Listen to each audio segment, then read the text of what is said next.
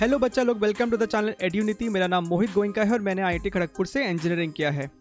इस वीडियो में हम लोग डिस्कस करने वाले हैं work energy power and centre of मास के सवाल जो जेईई मेन 2021 फरवरी अटेम्प्ट में पूछे गए थे। इसके अलावा इस चैनल के प्लेलिस्ट में आपको जेईई मेन 2020 के भी सारे के सारे PYQs मिलेंगे and that too topic wise. उसमें सेंटर ऑफ मास का भी PYQ है जिससे डायरेक्ट सिमिलर कॉन्सेप्ट पे बेस्ड सवाल इस 2021 में भी पूछा गया था। तो इन सभी के लिंक आपको नीचे डिस्क्रिप्शन बॉक्स में मिल जाएंगे। ठीक है, तो चलिए स्टार्ट करते हैं सेशन को। तो ये अपना पहला सवाल है which is based on finding centre of मास और कैविटी का कॉन्सेप्ट है इसके अंदर। तो इस सवाल में हमें दिखाई दे रहा है कि एक डिस्क है, एक सर्कुलर डिस्क है जिसका रेडियस है स्मॉल a। ठीक है, यहाँ पे एक a/2 रेडियस का डिस्क कट करके निकाल दिया गया है। a/2 रेडियस का डिस्क को काट के हमने निकाल दिया है। हमसे पूछ रहा है कि रिमेनिंग पोर्शन का सेंटर ऑफ मास कहाँ पे है, उसका हमें कोऑर्डिनेट पूछ रहा है। ठीक है, कितने डिस्टेंस पे है फ्रॉम दिस पॉइंट ओ के रेस्पेक्ट में हमसे पूछ रहा है। ठीक है, सो इसका बेसिक अप्रोच क्या होता है, यू हैव दिस सिस्टम। इसको हमने ब्रेक कर दिया है दो पार्ट में। ध्यान से देखिएगा, राइट हैंड साइड में हमने इसे ब्रेक कर दिया है। This is the positive mass and this is the negative mass. Right, negative mass जैसी कुछ होती नहीं चीज़, लेकिन हम यहाँ पे फॉर सॉल्विंग पर्पस क्रिएट कर रहे एक चीज़, इसको हमने कहा नेगेटिव मास है और ये पॉजिटिव मास है। अगर इस नेगेटिव मास को उठा के यहाँ पे रख दिया जाए तो नेगेटिव और पॉजिटिव मिलकर नलीफाई हो जाएगा और यहाँ पे कैविटी यानी कि लेफ्ट सिचुएशन क्रिएट हो जाएगा। ठीक है, ओके। अब ध्यान से देखिए, ये जो डिस्क है, हालांकि सवाल में कहीं लिखा नहीं, लेकिन हमें ये अज्यूम करना है कि यूनिफॉर्म सरफेस डेंसिटी है। Right, surface density is mass upon area. अब सिग्मा कांस्टेंट है तो हम कह सकते हैं कि mass is directly proportional to area and area is what, pi r square, यानी कि mass is proportional to radius square. ठीक है, अच्छा, इसका मतलब ये है कि अगर हमने बोला कि इस वाले डिस्क का मास -m है, समझिएगा बात, अगर इस वाले पोर्शन का मास -m है तो क्या हम कह सकते हैं कि इस वाले का मास 4m होगा। 4m होगा, वाई, बिकॉज इस वाले का जो रेडियस है दैट इज a/2 और इस वाले का रेडियस है a। ठीक है, तो रेडियस ट्वाइस हो गया, रेडियस ट्वाइस हुआ तो मास 4 टाइम्स हो जाएगा।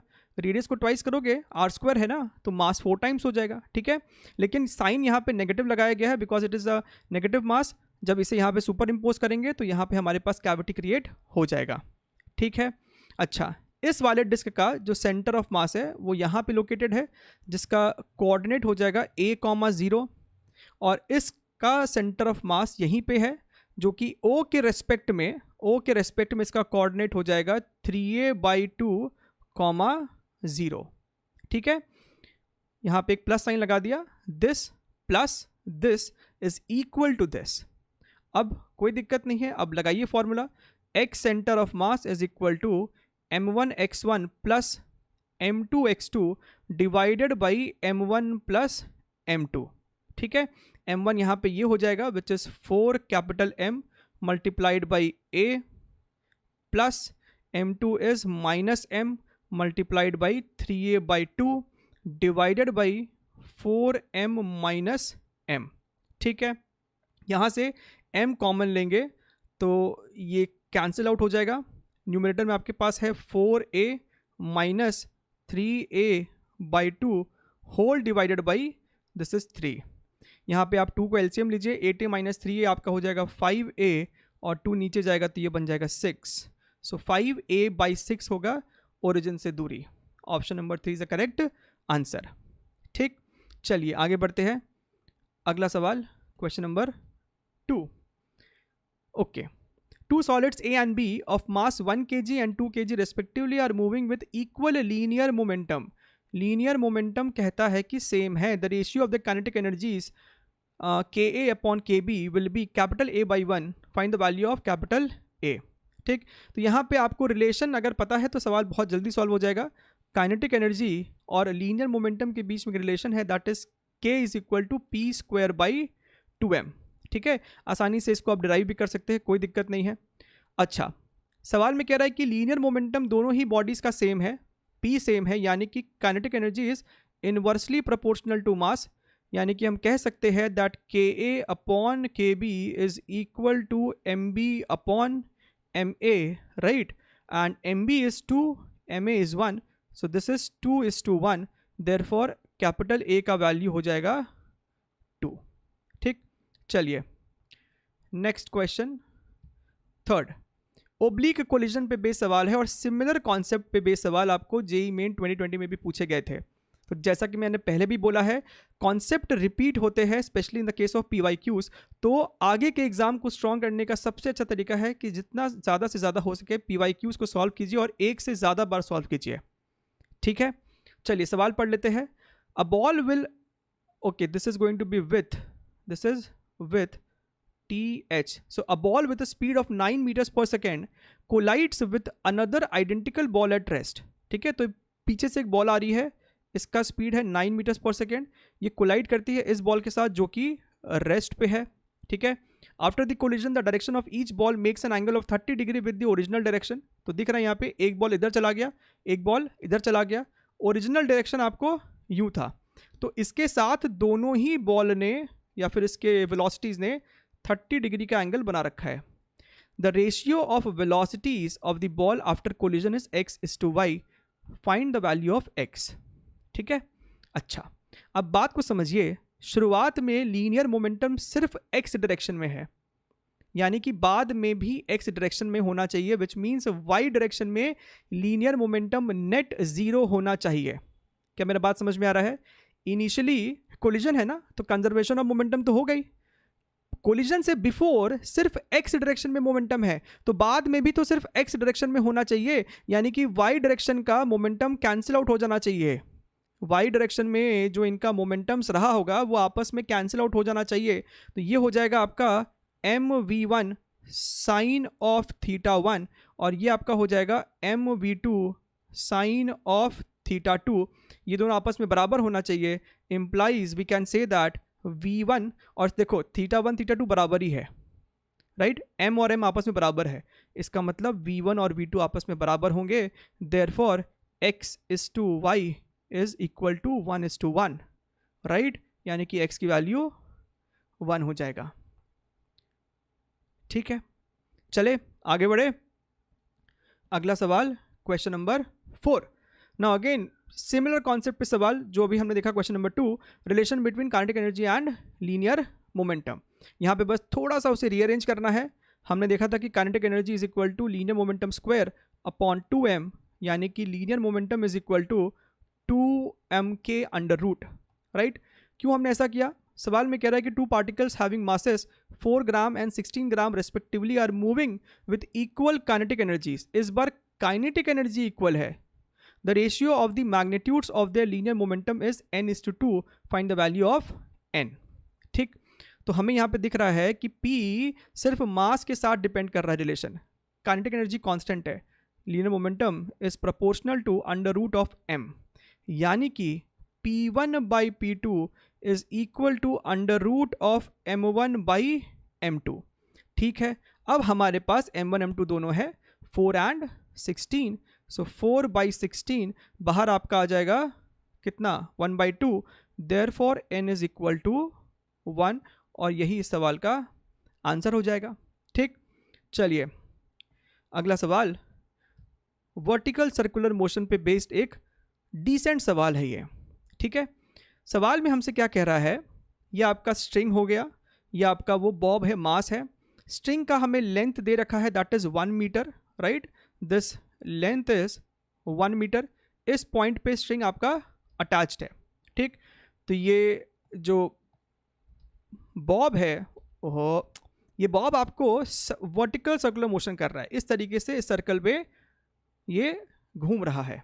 ठीक, हमसे सवाल में कह रहा है that the maximum and minimum tension in the strings are in the ratio 5:1। The velocity of the bob at the height position, at the highest position, this should be highest, तो बी पॉइंट पे particle का velocity कितना है हमसे ये पूछा जा रहा है। ठीक है, अब देखिए आपको ये बात समझ में आना चाहिए कि स्ट्रिंग में मैक्सिमम टेंशन तब होता है जब पार्टिकल अपने बॉटम मोस्ट पॉइंट पे है, क्योंकि यहाँ पे इसके पास सबसे ज़्यादा वेलोसिटी है, राइट, और सबसे कम टेंशन होगा पार्टिकल के पास जब ये पार्टिकल सबसे कम टेंशन होगा स्ट्रिंग में जब ये पार्टिकल टॉप मोस्ट पॉइंट पे है। ठीक है, अच्छा FBD बना के देखते हैं। मान लीजिए यहाँ पे टेंशन आपको T1 दिखा दिया, डाउनवर्ड डायरेक्शन में mg दिखा देते हैं, this is T1, this is mg, और ऊपर में भी बना देते हैं free body diagram. Downward direction में ही आपका दोनों फोर्स होगा, यानी कि T2 प्लस mg। ठीक है, अब ध्यान से देखिए, एक इक्वेशन हम बॉटम मोस्ट पॉइंट के लिए लिख सकते हैं, that is going to be net force acting towards the centre should be equal to centripetal force. तो यहाँ लिख सकते हैं हम लोग T1 minus mg is equal to mva square divided by l। ठीक, टॉप मोस्ट के लिए लिख सकते हो, दोनों का दोनों फोर्स डाउनवर्ड डायरेक्शन में ही है, so this is equal to mvb square by l, right. तीसरा इक्वेशन हम लिख सकते हैं एनर्जी कंजर्वेशन, राइट। पार्टिकल के पास यहाँ पे ज़्यादा स्पीड होगा, यहाँ पे इसके पास कम स्पीड है, there is loss in kinetic energy which is being converted into gain in potential energy. Particle ने हाइट गेन करा है, ठीक है। So what is loss in kinetic energy?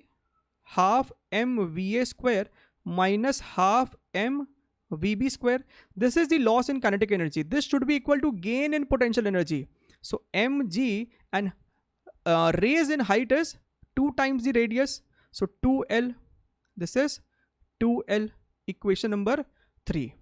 ठीक है, इन तीनों इक्वेशन को सॉल्व करने के बाद आपके पास एक रिलेशन निकल के आएगा, and that relation is T1 minus T2 is equal to 6 mg।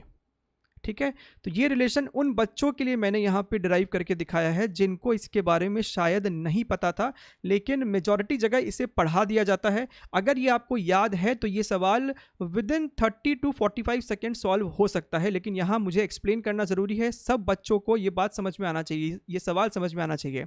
इन तीनों इक्वेशन को सॉल्व करने के बाद eliminating VA and VB you will get this relation T1 minus T2, यानी कि maximum tension minus minimum tension is equal to 6 mg।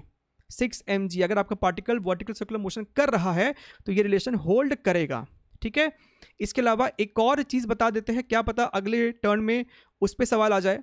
अगर आपका particle exactly horizontal था, अगर ये बॉब एग्जैक्टली हॉरिजॉन्टल है और मान लीजिए यहाँ पे टेंशन T3 है, in that case T1 minus T3 is 3 mg।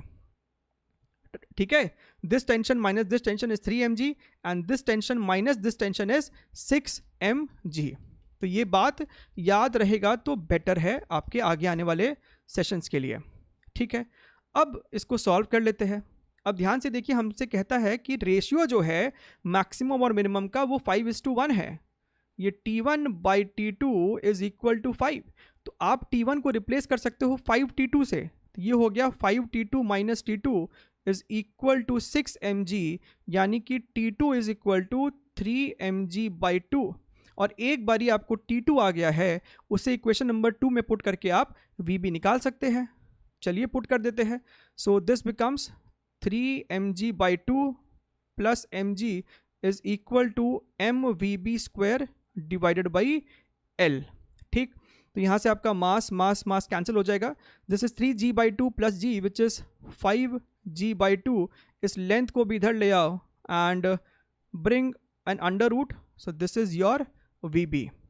ठीक, so VB is equal to under root of 5 into 10 into 1 divided by 2, तो this is 25 under root which is 5 metres per second, and this is your answer. So इस सवाल का answer हो गया आपको 5। ठीक, चले आगे बढ़े। अगला सवाल, question number 6। Okay, the potential energy of a diatomic molecule is a function dependent on R as this much. तो आपको पोटेंशियल एनर्जी का रिलेशन दिया हुआ है, alpha R to the power -10 minus beta R to the power -5 -3, where alpha and beta are positive constants. The equilibrium distance between two atoms will be what? ठीक है, तो आपको सॉल्व करना है, फिर आपको बताना है स्मॉल a की वैल्यू क्या है। ठीक, अच्छा, इक्विलिब्रियम का कंडीशन क्या है? इक्विलिब्रियम का कंडीशन है कि फोर्स 0 होना चाहिए and force is given by minus du by dr, right. So at equilibrium this force should be equal to 0, implies simply हम du by dr को 0 के इक्वेट कर देते हैं. Now differentiate this function. This is going to be alpha minus 10r minus 11, right? And this is going to be plus beta 5r minus 6 is equal to 0. ठीक. अच्छा, so ये कितना हो जाएगा? Let us see. ये 5 10 cancel हो गया 2, so this becomes 2 alpha is equal to beta r to the power minus 6 divided by r to the power minus 11. So this is 2 alpha by beta is equal to r to the power 5. तो यहाँ से आपको r की value आ रही है 2 alpha by beta whole to the power 1 by 5. यानी कि a की वैल्यू कितनी हो गई? a की वैल्यू 1 हो जाएगी. So answer is 1. ठीक, चलिए next question, and this is last question of this session. इस सवाल में आपके पास 2 स्टेटमेंट है, असर्जन, रीजन. ठीक है, तो पहला स्टेटमेंट में हमसे कहता है body P having mass capital M moving with a speed U has head on collision elastically with another body Q having mass M initially at rest. If M is much smaller than capital M, body Q will have a maximum speed equal to 2u after collision. ठीक है, तो चलिए statement को check कर लेते हैं. ये पीछे में आपके पास कैपिटल M मास का बॉडी है, this is moving with speed u, और ये M बहुत ज़्यादा बड़ा है, this is not u, let me make a correction over here, this is small m, this is small m. So this capital M is much more than this small m. ठीक, आता है, टकराता है, and after collision capital M has a velocity of v1 and small m has a velocity of v2. हमसे कहता है कि show कीजिए that the maximum velocity of the small m is 2u. ठीक है, तो ये आप बड़ी आसानी से शो कर सकते हो by using the concept of collision, right, linear momentum conservation, and second equation would be coefficient of restitution. हालांकि इसका डायरेक्ट फॉर्मूला भी याद है तो अच्छी बात है, नहीं याद है तो इसे क्विकली यहाँ पे निकाला जा सकता है. So this is initially momentum है mu, और बाद में मोमेंटम हो जाएगा mv1 plus small mv2, right. अच्छा, दूसरा इक्वेशन हो जाएगा कोएफिशिएंट ऑफ रेस्टिट्यूशन का. ठीक है, मैक्सिमम वेलोसिटी इसका v2 जो है पार्टिकल m का मैक्सिमम वेलोसिटी तभी होगा जब आपका कोलिजन परफेक्टली इलास्टिक कोलिजन हो. सवाल में दिया हुआ भी है इलास्टिक कोलिजन है. ठीक, सो अगर ई की वैल्यू अगर 1 है, so we can say that velocity of separation is equal to velocity of approach. So that is going to be v2 minus v1 is equal to u. ठीक, तो यहाँ से हम v1 को लिख सकते हैं v2 माइनस u. अब इस v1 की वैल्यू को उठा के इक्वेशन नंबर 1 में सब्स्टिट्यूट कर दो, तो ये आपका हो जाएगा capital mu is equal to capital M v2 minus u plus small m v2. ठीक है, तो यहाँ से ये आपका कितना हो गया, this is mu is equal to capital M v2 minus mu plus small m v2. So this is 2mu divided by small m plus capital M, this is equal to your v2. अब इसमें अगर हम ये condition को लगाए तो देखिए किस तरीके से ये बदल सकता है. This v2 can be written as 2u, इस कैपिटल M को नीचे ले जाओ, so this becomes small m by capital M plus 1. Now this capital M is much more than small m. ये डिनोमिनेटर स्मॉल m से बहुत बड़ा है, so we can neglect this. This almost approaches to 0, therefore v2 is equal to 2u. ठीक, इसका मतलब ये पहला वाला स्टेटमेंट जो है वो करेक्ट है. ठीक है, ये असर्जन जो है वो करेक्ट है. सेकंड क्या कहता है reason, during elastic collision the momentum and kinetic energy both are conserved. ये स्टेटमेंट भी ट्रू है, एंड ऑब्वियसली ये ऊपर वाले का सही रीजन भी है. मैक्सिमम वेलोसिटी, जैसा कि मैंने अभी कहा था, v2 का मैक्सिमम वेलोसिटी तभी होगा जब ये कोलिजन परफेक्टली इलास्टिक होगा, जहाँ पे काइनेटिक एनर्जी कंजर्व्ड हो, कोई भी लॉस नहीं होना चाहिए एनर्जी का. ठीक, चलिए, तो इसका मतलब both A and R are correct, and R is the correct explanation of capital A. This is the correct answer. ठीक, so this was a quick session on work, energy, power and center of mass topic जो कि JEE main 2021 Feb attempt में पूछे गए थे। उम्मीद करते हैं कि आप लोगों को ये समझ में भी आ रहे होंगे। कमेंट सेक्शन में ज़रूर लिख के बताइएगा एंड हम लोग ऐसे ही वीडियोस में मिलते रहेंगे। तब तक के लिए टेक केयर, बाय बाय।